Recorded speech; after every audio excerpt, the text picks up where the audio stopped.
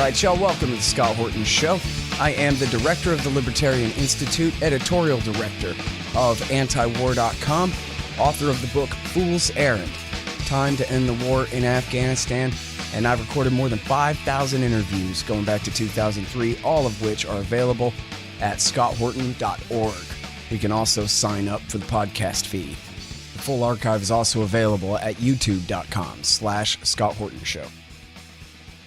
All right, you guys, on the line, I've got Matt Taibbi, formerly with the Rolling Stone, now full-time writing for himself over at Substack. And boy, has he got a lot of interesting stuff lately on Glenn Greenwald's resignation from The Intercept, which is, of course, related, more importantly, to this entire saga of the Hunter Biden laptop and the coverage and lack of coverage of it and all of that stuff. Welcome back to the show, Matt. How you doing? I'm good. How are you doing? I'm doing real good. So one of the things I like about you is you speak Russian and you're interested in actually doing journalism instead of just sitting back retweeting, other journalists all day and stuff like that. So you have drilled right down on the important question that everybody else seems to just take for granted to dismiss, and that is the story of what was really going on when Biden intervened to get this prosecutor in Ukraine fired. And the story itself, I guess, has been dormant for a while, but you've picked it back up here and made some real phone calls and made some real headway, I think, in explaining what was really going on there. So I was wondering if it's okay with you if that's what we start with here today. Sure, absolutely. Yeah, I mean, I didn't make a ton of headway, but I mean, to the extent, I think I've got a pretty good handle on what's publicly available about that. So yeah, there's been some reporting on that I think was not entirely right or misleading. Specifically this idea that all the cases against Hunter Biden's company were dormant when Joe Biden came over in 2015. Not sure that that's accurate. Mm-hmm. And now, so in fact, let me bring this up, man. I read a thing in the Washington Post. I'm not sure if you're familiar with this, but they did a fact check on Biden himself telling the story of getting this guy fired and said that wasn't really right, that this whole kind of anecdote that he told is a typical sort of a Bidenism, and that he's really conflating all kinds of different actions that he took going back even further. And maybe taking place over a period of a year or so, something like that. Well, that's certainly not true. There's considerable documentary evidence that that's exactly what happened, that he showed up, I think it was December 15th, 2015, that he gave a pretty fiery speech to the Rada, the Ukrainian parliament. He met afterwards with the president, Petro Poroshenko, and this is borne out in the recordings of phone calls that between Biden and Poroshenko that were subsequently released. It's pretty clear that Poroshenko is saying to him, we have, upon your request, dismissed the General Prosecutor Shokin, even though we don't have any evidence of corruption or any evidence that he did anything wrong. And Biden's like, good, I agree. So there's not really any doubt that that's what happened. And lots of other players who are kind of peripheral to this whole situation have spoken about this pretty frankly, including the prosecutor himself. Mm-hmm. Yeah, I don't know why they would bother to try to contest that. It's not really contestable. Okay. Well, now, but then the narrative is, you talked about, I like the way you write in your piece about one of these, about how they have bolted this term dormant onto all references to the prosecutor's investigations into Burisma at that time in Ukraine, and how, that's really worth revisiting. But that's kind of the core of their argument that, look, Biden was pushing for the firing of this prosecutor in spite of the fact that he was actually jeopardizing this company, Burisma, by getting rid of this prosecutor who was so corrupt and had only dormant investigations of them, and opening up room for a real crusader rule of law type to come in and do who knows what. So that's how public spirited he was. Not only was he not protecting Hunter, he was actually putting Hunter at risk, because that's how important civics are to him and stuff like that. Yeah, that narrative never quite made a whole lot of sense to me. And to be honest, I'm still a little bit in the dark about why exactly he had such a he was so intent on getting rid of Shokin versus who was the prosecutor in question, Viktor Shokin, versus some of the others, the predecessor, Yarema, the successor, Yuri Lutsenko. They all basically had the same record of ineffectiveness. The only thing about Shokin one can say is that there were allegations from the company that he was reaching out for, he was basically trying to shake them down.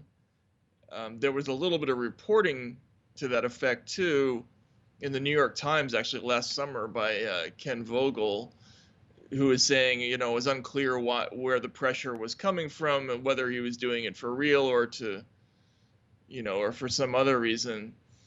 But they haven't satisfactorily explained to anybody's satisfaction why this particular prosecutor had to go versus any of the others.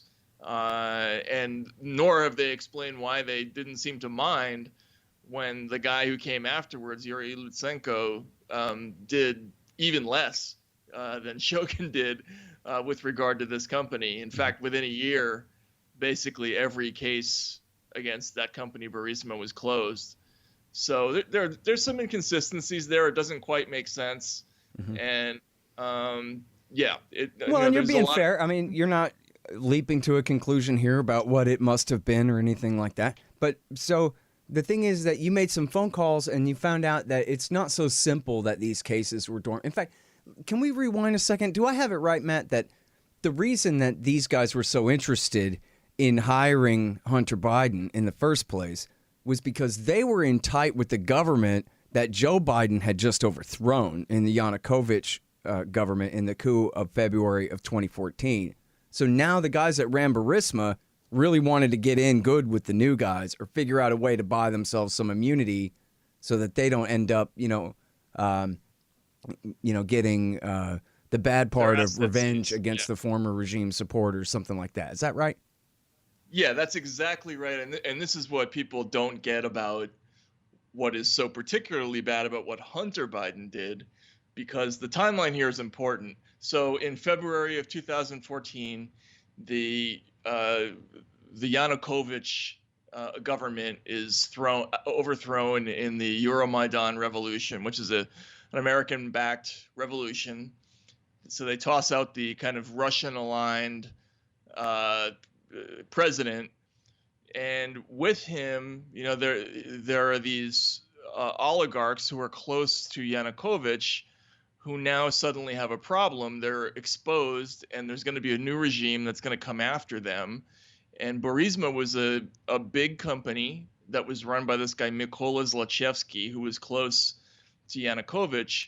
And Zlochevsky was looking at a situation where internationally, countries like England and Switzerland, international banking authorities, they were going to start thinking about seizing the assets of this company, because the argument was going to be made that essentially this money had been that its assets had been gained illegally through graft during the Yanukovych regime. So what did Burisma do? Within a month and a half of the revolution, they brought in a whole bunch of sort of high-profile sort of Western figures to put on their board of directors, including Devon Archer, who is the college roommate of Christopher Hines, who's John Kerry's son. Remember, John Kerry is the stepson. I'm sorry. Kerry was the acting Secretary of State at the time. Mm-hmm. They brought in the former president of Poland, and then they brought in Hunter Biden, who was obviously the son of the vice president. And look, it's manifestly obvious what Burisma was doing. They were buying the appearance of American protection at a time when they were facing all sorts of inquiries and seizure efforts all around the world, really in an effort to kind of keep the wolves at bay and to try to protect their assets. Mm-hmm. So that's what Hunter Biden was getting paid for. He was being paid to look like there was American protection for this company. Right. And so now back to Shokin then. When Shokin comes in under the government, does he go after these guys or doesn't he? What's the deal here? So we know for certain that there were, at one time or another, I think the final count that was given to me was 14 cases against Burisma or Zlochevsky. We know that Shokin inherited a few from his predecessor, Yarema. We know a couple started under his watch, including a tax evasion case that continued for some time. There was another case that the Russian media reported on that involved a character named Sergei Kurchenko that actually mentions Hunter Biden's company in the investigative documents. And that case was, from what I understand, active at the time. Shokin was the general prosecutor, and then we know for a fact that after Joe Biden's visit and after everybody was saying that these cases were dormant, that Shokin did sign a seizure order for property belonging to Mykola Zlochevsky, the CEO of that company. So there were at least looks like at least 3 cases that were active at the time that Shokin was dismissed, and I think the number actually turns out to be higher than that when you finally look at all of them. Mm-hmm. But there were three for sure that I know of. Okay, now, so I guess I'm ready to move on to the media thing, unless there's something specific, more about the case here in particular that I'm missing to ask you about here, Matt. Or maybe we can get back to it if it comes back up. But I mean, I think the only thing to say about this is that, look, if any of the stuff on the new emails is true, and let's just say theoretically, mm-hmm. there was a meeting with Burisma executives and Joe Biden, like that's a legit bad story, Right. The optics. Well, so now back up a second. You're talking about the New York Post story now. Yeah. So this is the new development. It's a fishy kind of story. Maybe it sounds right on the face of it kind of fishy, the chain of custody for this information, but at the same time, it's not been disputed at all. And in fact, a Biden spokeswoman said on Fox News that she said it's not being disputed. I don't think anyone is disputing the authenticity of it, she said. So that's where that stands. And then there's 2 different stories in here, one on Ukraine and one on China. I don't know if you want to talk about the China thing later, but on the Ukraine part, what exactly was in there that is now such a controversy that, as you were just referring to, may have, obvious, connections back to this previous corruption story? So basically, there are emails in there where a Burisma executive is writing to Hunter Biden, and he's basically saying, look, we've got you on the board. We need you to kind of step up and do something and use your influence because we're having problems and we're being leaned on by the government, which is basically asking us for a handout in order to make some cases go away. And we need you to use your influence, I think was the term they used in the emails. And then secondarily, there was a suggestion that Hunter effected a meeting with this Burisma executive and Joe Biden. And I kind of purposely didn't write about any of those things because I kind of wanted to see what happened in terms of how much verification there was for these emails or not. But let's just hypothetically say that this is true, that there was such a meeting. Then that's really not good for Biden. That's a very bad look, because the optics of the situation are what they are. He intervened to get rid of a prosecutor that it looks like the Burisma executives were anxious to get rid of, or to stop. So it would be a very bad look for Biden if that were actually true. Right. And now, so for the rest of the media, and this is a whole other huge scandal, which, as you say in the title of one of these, the media scandal here is bigger than the Biden scandal, as big as it even may be. But they are relying on the idea that no, we already know, it says in the Washington Post, 5 Pinocchios and whatever, that this is just not true, that Biden did anything untoward in Ukraine. And we've already moved past that now. And you're going back and revising what to them is a major premise of why this whole thing is some kind of disinformation, because we already know that all of the Biden's actions in the Ukraine thing were on the up and up. Right. And yeah, that's what they're trying to do. They're trying to say a couple of things at the same time. Number one, there's no there, so therefore this is not a story and it doesn't need to be looked at. And we don't have to report on it because there's nothing to report. Like that, NPR's put out a message basically saying we don't feel like we need to, circulate stories that are just rumors and aren't important. And then secondarily, they're saying a couple of other things, which is that we believe that this is Russian disinformation, and then also. They're using a lot of terms like debunked and dubious to try to suggest that the material is fake, and all of this has set the precondition for the thing that I think is the most shocking, which is that the internet platform stepped in and prevented this story from being circulated, which is unprecedented, and I think that to me is by far the scariest part of this, because if that becomes a pattern, I mean, it's already bad, but if that becomes a pattern, which I think it very well could be, it's we're going to have a non-functioning media system, basically. Yeah, which is something that you've been warning about for a long time.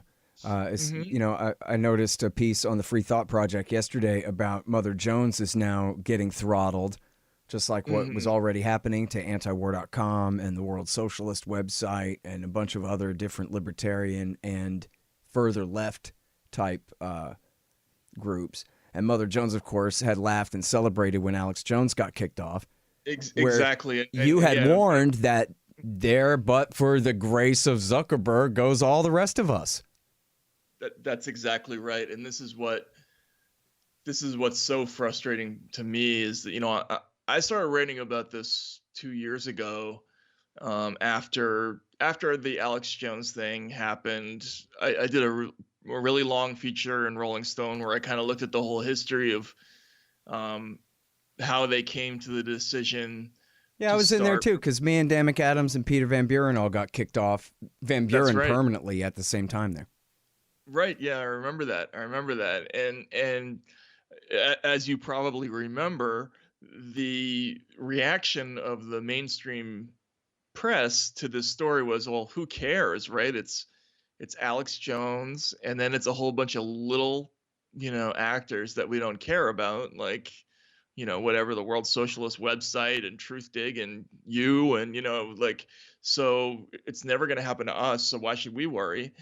And I think it was clear even at the time. First of all, it's already bad when you're doing it to independent actors and not doing it to mainstream media.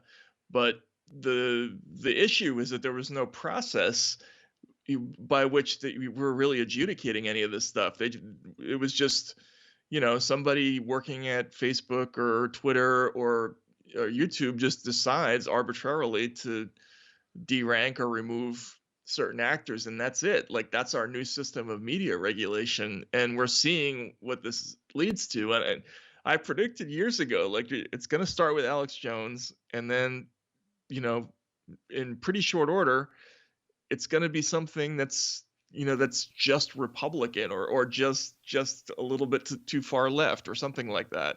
And that's exactly where we are right now. And so here's Mother Jones saying, no, we're not too leftist. We're centrist and liberal and mainstream enough. Right? I'll tell you what, you guys have Assange. You can have Assange. Leave the rest of us, please. Right? I mean, isn't that the most cowardly attitude that all these people have? It's like, they don't object to the general problem, so long as it doesn't impact them personally. And this is what's been also bothersome about the Assange thing, is the total inability for people in the media to recognize what the import is of the government saying, essentially, we're going to jail somebody for life for running the collateral murder video. That has consequences for basically everybody in this business. And they were all like, yeah, whatever, because they think it's just not them. And that's what's so frustrating. Yep. I wonder about what David Finkel thinks, the Washington Post reporter that wrote The Good Soldiers, who in that book, he describes that video perfectly. And on this show actually refused to come clean exactly about how he knew what he knew. But Manning had said, reading the Washington Post and knowing that they had at least seen the video and refused to publish it was one of the things that motivated her to do the leak. But I wonder about if Finkel thinks back and thinks, well, that's why you're in a cage and I'm not, and is proud of himself, right, or what, Well, yeah, exactly. And this is a fundamental difference between the way the media looks at itself versus the way it should look at itself. And I think it's a little bit of a generational thing. When I came up in the business in the early 90s, late 80s, there was like a transformation going on in the business where journalists used to be, it was likely if you were in the business, you were like the son or daughter of an electrician or a plumber, right? It was more like a trade than a profession. But then, after All the President's Men, it was more kids like me, like who came from upscale backgrounds and went to, very fancy colleges. Those are the people who went into media starting in the 90s. And what ended up happening was you got a whole class of people whose natural sympathies kind of lay with the people behind the rope line. Like they see themselves as courtiers who are there to kind of protect people in power much more than challenge it. And that's why you have that attitude that you're talking about with the Washington Post. Like, it's our job to kind of arbitrate what's allowable for the public to see. And, and they look down at somebody like WikiLeaks or Chelsea Manning for having the audacity to bypass them. Yeah. Well, and there's this whole phenomenon going on now, which I'm sure you're well aware of, where people are trying to reframe you and your colleagues like Glenn Greenwald and a couple of others as somehow having, well, they're never really specific because I don't think they could really sell it that you're pro-Trump. You wrote a whole book calling him the insane clown president. So maybe, but they can kind of imply it and use innuendo, and I think it's hilarious. You mute everybody on Twitter who asks the same question, whatever happened to you, and that kind of thing. Yeah. But so let me let you address it. I mean, have you moved right in any way here, or to you, the whole world's gone crazy and you're standing still? No, I think my politics are exactly the same as they've always been. I think what's happened, and Glenn's talked about this too, is that the people who used to be kind of nominally liberal, right? And I grew up very much in the liberal tradition, civil liberties, the ACLU, that was an organization we lionized because they defended the Nazis' right to march at Skokie, right? We, obviously we weren't pro-Nazi, but we believed in the law, right? And that was the tradition that I was raised in. Well, all those, in the Trump years, what's happened is that kind of liberalism has just disappeared, and it's become infamous. And I think a lot of people who are nominally on the left now think of free speech as something that is right wing. It's a stalking horse for white supremacy,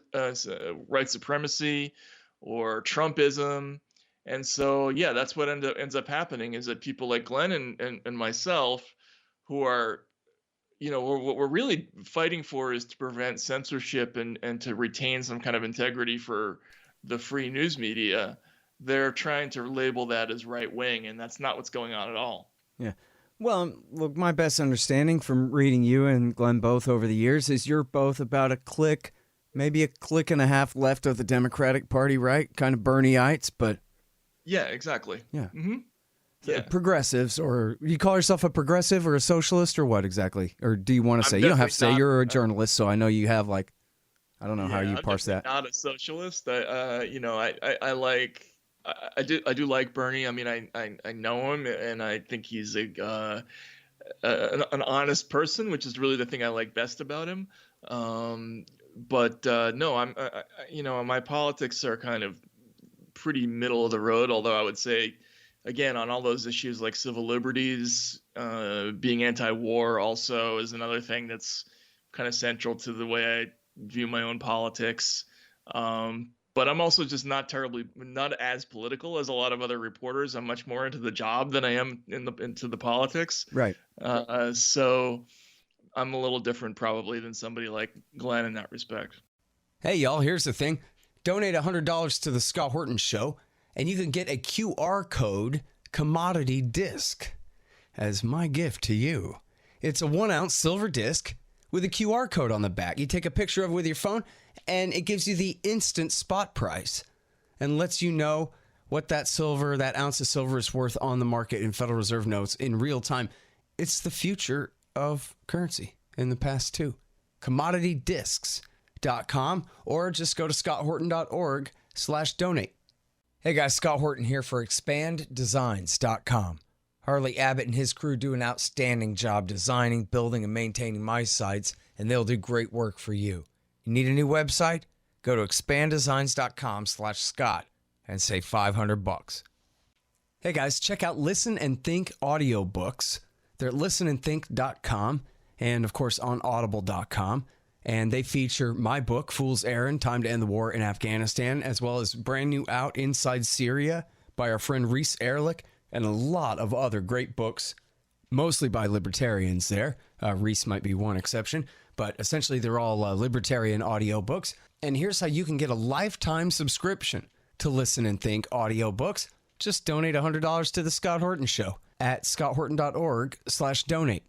All right, now, so back to the politics of the people on the TV and running all these papers. And I don't know how it's been in all the middle-ranked papers around the country, but I saw some statistic about there's just a total blackout on this story where, I don't know exactly how it is now. This information's 2 or 3 days old, but where ABC and NBC wouldn't cover it at all on the nightly news. CBS had touched on it slightly. The Biden laptop I'm talking about here. CNN, MSNBC, they just won't even touch it at all. And they act like, again, as you mentioned, it's just Russian disinformation, which just like all of the rest of Russiagate is just a bunch of made-up crap based on nothing. And then they get away with that, and hey, it might even make the difference in this election, which is running on a pretty close margin right now. Yeah, and again, that's the lens that they view this whole thing through, is what's going to help or hurt Trump, or and or Biden in the election coming up. And so they're choosing sides, and they're proud of it. I mean, you saw Brian Stelter the other day was just bragging about how this story, I guess it occupied something like 25 seconds on CNN or something like that, and they were proud of that. I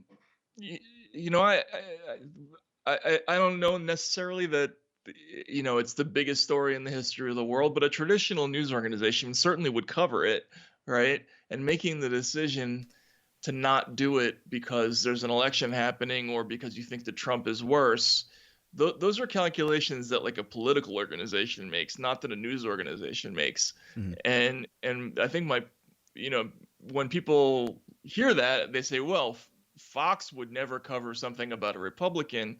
And my point to that reply to that is always, that's why people always hated Fox. That's why they don't respect them. And that's basically what's happening to all of these other kind of traditionally blue-leaning media organizations. They're making that same decision to just not cover a whole universe of stuff. Mm-hmm. Well, yeah, I mean, as you outlined the case at the beginning there, it's not ironclad, but there's a circumstantial thing. I think we could get an objective, reasonable belief or maybe even probable cause from a magistrate to think that there's something to investigate here. Or if we had a journalistic grand jury, this is enough to go to trial. You know, let's go ahead and assign some reporters to figure out exactly what happened here. Apparently the case is not closed, but instead, no, they don't want to talk about it at all. Absolutely, and you would you would at least feel an obligation to ask the Biden campaign about it. But look what happened to the reporter who did that, right? I mean, I don't know if you saw the video where Biden gets off an airplane and Bo Erickson from CBS very politely asks him, "What's your reaction to the New York Post story, sir?" And irascible Joe Biden goes off on him and says it's a smear. I knew you would ask a question like that. And then what was even worse is a whole bunch of Erickson's colleagues in the media immediately accused him of spreading disinformation or being in league with Russia.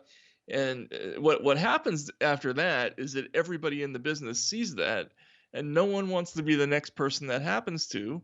So nobody's going to ask the question, and it's just a terrible atmosphere to work in the media right now. I mean, I get it, but I kind of even don't get it about how anybody can, blab this Russia nonsense with a straight face, or why anybody would be intimidated by that rather than just laughing back in the face of anybody who said that. What has this got to do with Russia? The Russians compiled a secret laptop of compromat on Hunter Biden, and then they laundered it into the intelligence stream by dropping it off at a repair shop in Delaware or something. And they don't even pretend for a minute. It's like Saddam Hussein's giant human shredder. They're just making up garbage here. How could anyone think that's true? Yeah, and I think you bring up a good point too, which is journalists are supposed to be like this intrepid class of swashbuckling, tough characters who, they don't mind going behind enemy lines in a war zone, and they'll do a stand up on top of a burning tank, or they'll sit in with a bunch of mobsters and or terrorists or whatever it is. But in fact, what we're seeing is most of these people are so afraid of just their colleagues that they can't even stand up and laugh openly at stuff that's stupid, which I think is a pretty poor reflection on the business. Reporters, first of all, they shouldn't really, if you're in this business and you really care about what other people think about you, you're probably in the wrong business. And there's just a lot of people who are like that now. Yeah. And, I understand the dynamic of people wanting to keep access to their sources and stuff. But just wanting to be able to drink with the same people with the same job in the same town as them, that shouldn't matter so much that it completely overrides the story. Call me names. Who cares? Here's the journalism I did, if you got some. Right. And if you've ever, gone on the campaign trail and you've seen the way all these folks interact with each other, you know that's mostly what it's about. It's very high school, the whole thing.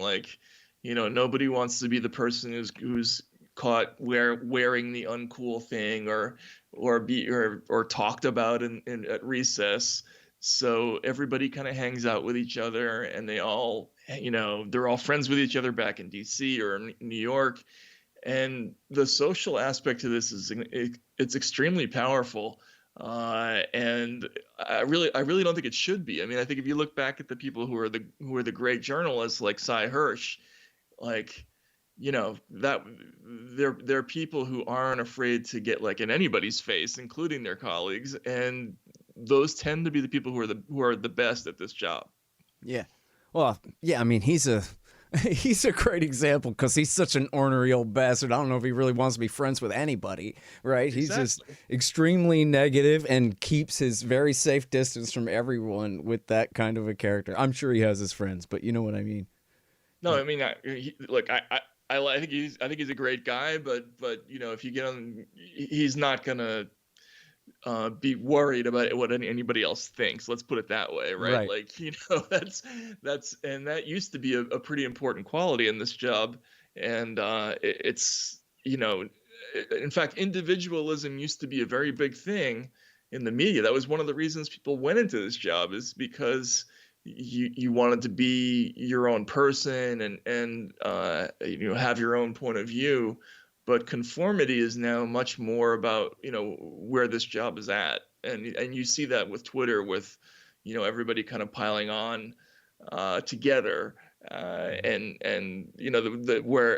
somebody like Glenn Greenwald, who's clearly a free thinker, is reviled precisely for that quality. Yeah. This is one of the reasons back when that I chose to do this instead, starting with just pirate radio and doing my own kind of little thing, working with antiwar.com, because I thought if I tried to be a real journalist that I would be completely under the thumb of some evil corporate chieftain who would have me covering things I don't care about and whatever kind of, it'd be some job rather than what I want to do, getting to the truth of things. And I guess I could have had a broader imagination that there is a Taibbi style path out there to do both, to have it your own way. But that was one of the reasons I stayed away from it. Was like, it's like being in the Army. I got to say yes, sir, to somebody else all day. And about what we're covering, that just doesn't seem right. But anyway, I'm glad you brought up Greenwald, because this is a really big deal that he's quit The Intercept, which he founded now, because of their refusal to publish an article on this very topic, where he didn't just complain about the media refusal to cover and the Silicon Valley censorship and so forth, but he actually spent a few paragraphs going into the story. And they said that was unacceptable, and he is now, like you, writing at Substack, which they didn't run you out of Rolling Stone, right? You still had a good place there, didn't you? Oh, yeah. No, I've always gotten along fine with Rolling Stone. I just wanted to make the move. But he was in a different situation. Right. Yeah. Okay, so, I mean, you don't have to tell the whole story and all that. I mean, people can go and look. It's a spotlight today on antiwar.com if people want to go and check it out. And it's all Substack and Greenwald. Just Google that up.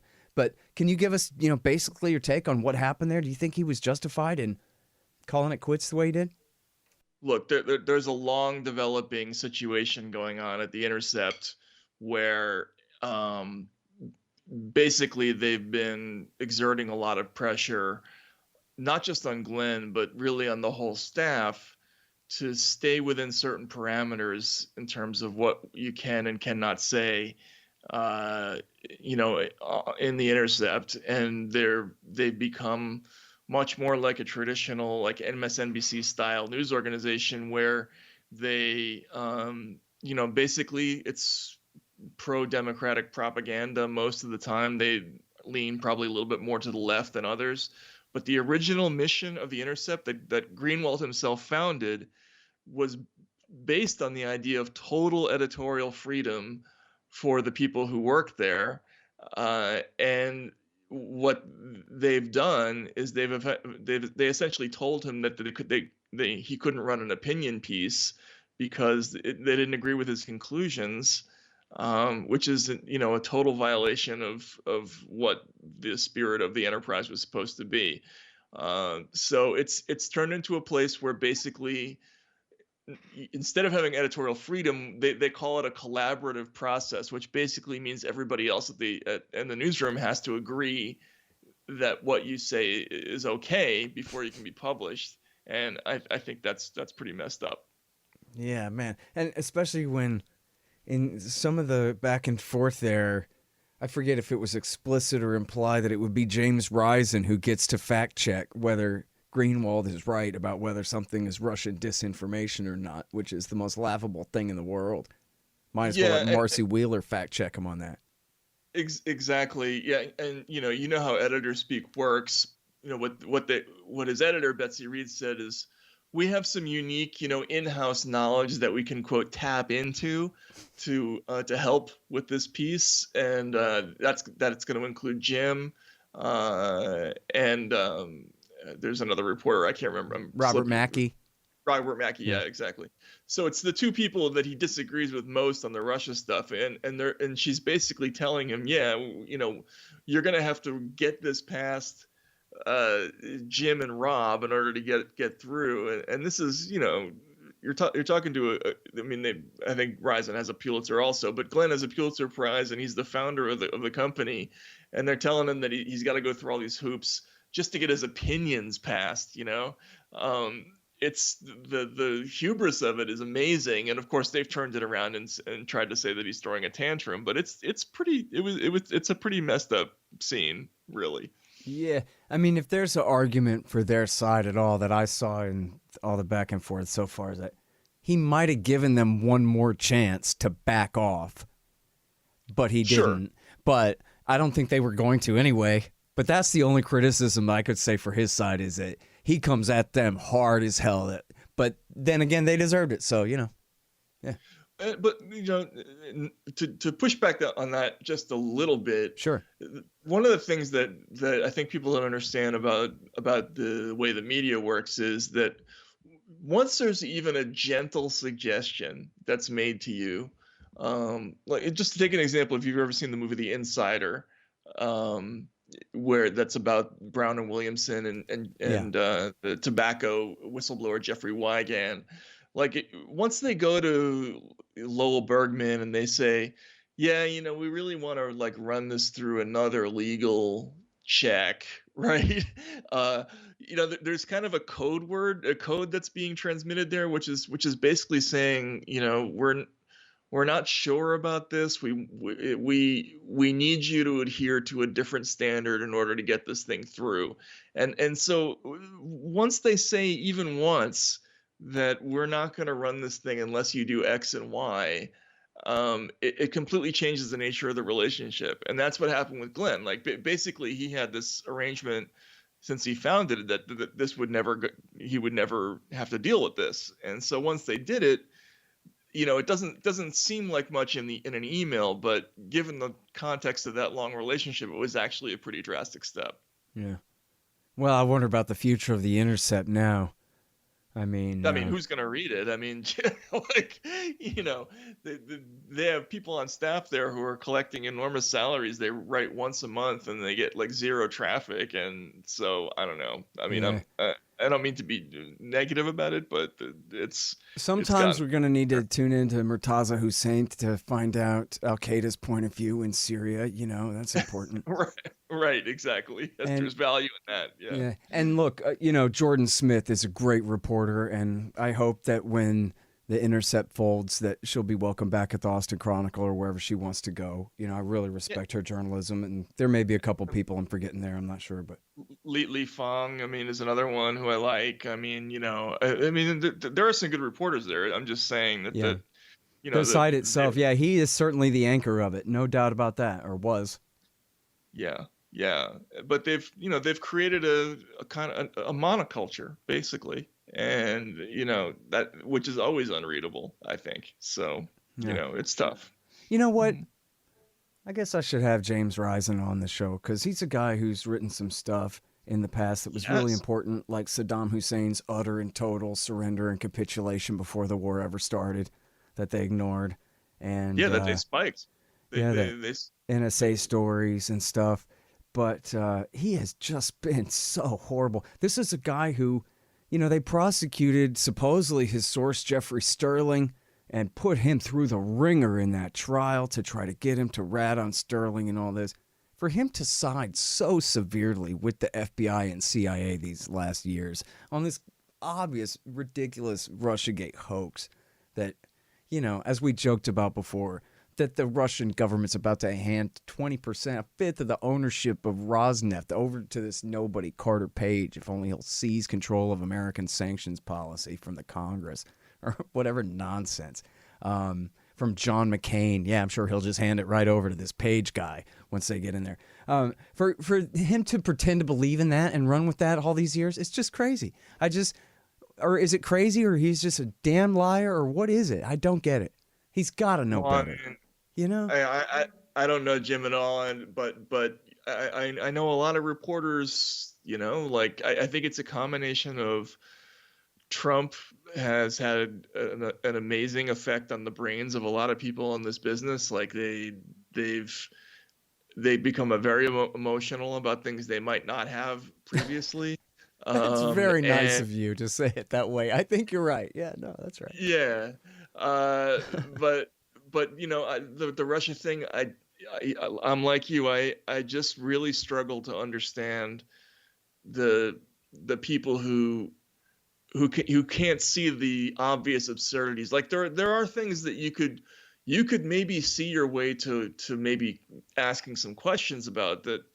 Hey, does this guy, like policy wise, is he going to side with the Russians about this or that? Like he expressed an affinity for Putin while he was on the campaign. But this stuff about like, the P tape and the secret network of pensioners that are getting paid through the non-existent consulate in Miami and stuff like that. Like serious people actually wrote this stuff, and I can't explain it. I really can't. There's nothing that will make it make sense.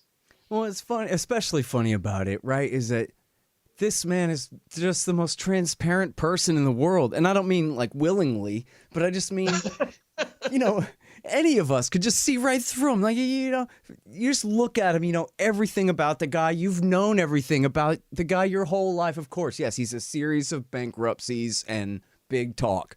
He's a New Yorker TV personality in all the ways that we already all understand him to be. So you don't need Russian spy to help explain any of this. How could you?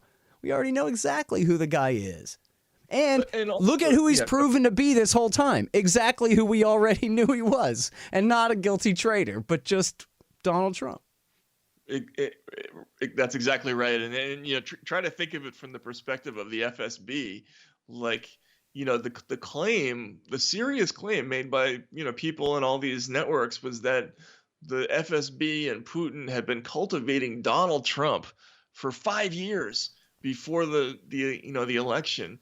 Can you imagine a serious spy agency that would look out on the horizon and say, this is the guy that we're going to enter into a top secret conspiracy with and be absolutely sure it's going to stay on lockdown, right? I mean, makes perfect sense. He's the last person on earth that you would enter into that kind of conspiracy with. It's absurd. That's so funny. So, well, can I ask you for your prediction about the election?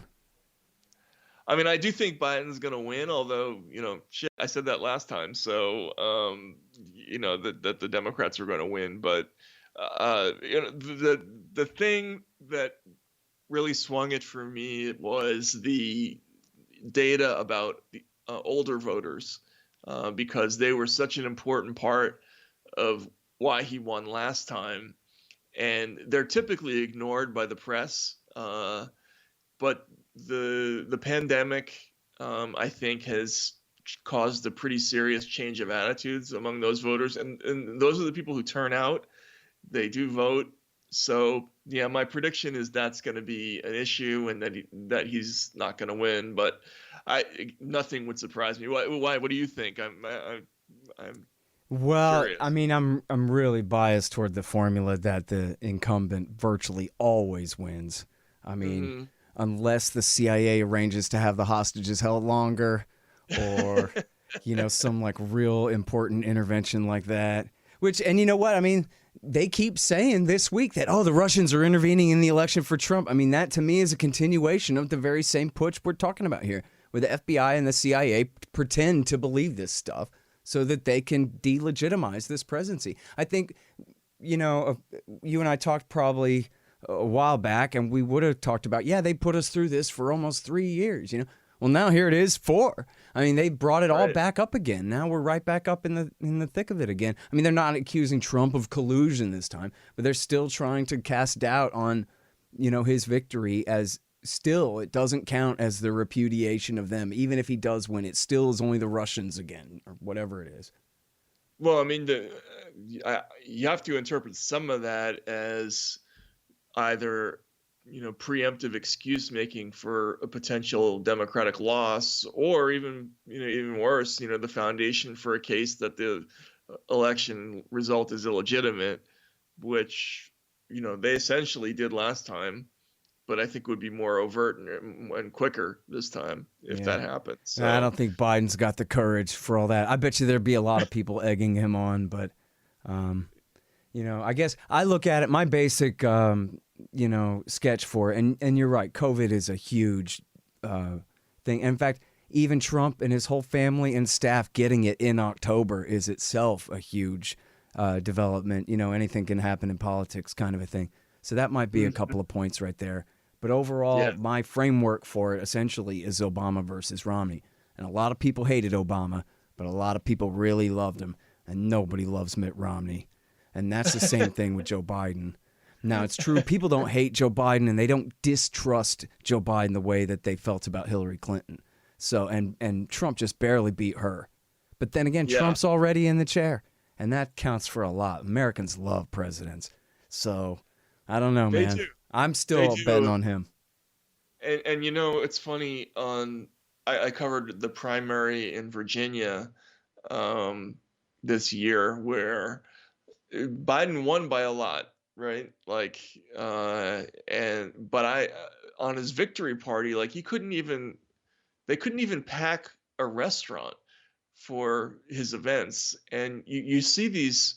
And I'm hearing this from people who are out in the road, and I'm not, which I normally would be at this time because of the COVID. But Trump is still attracting these massive crowds everywhere he goes, and you're not seeing that on the other side. So is that all the COVID stuff? I have no idea. So there's got a lot of variables for sure. Yeah.